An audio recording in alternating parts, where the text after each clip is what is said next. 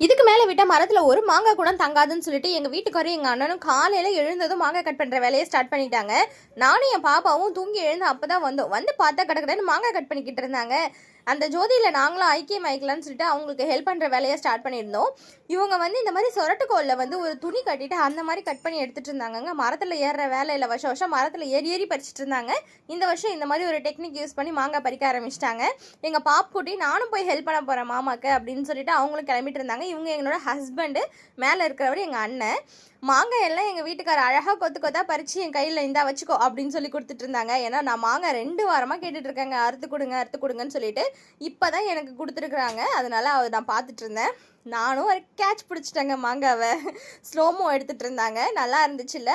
எங்கள் பாப்புக்குட்டி ஒரு ஆள் சொரட்டுக்கோலை கையில் வச்சுட்டு இருக்காரு பாருங்க. இது வைக்கோலில் போட்டு வச்சோம்னா அழகாக பழுத்து வந்துடும். 2 டேஸ்க்கு ஒன்ஸ் மட்டும் அடியில் இருக்க மாங்காய்லாம் பார்த்து எடுத்து வைக்கணும். ஓகே ஃப்ரெண்ட்ஸ், பாய்.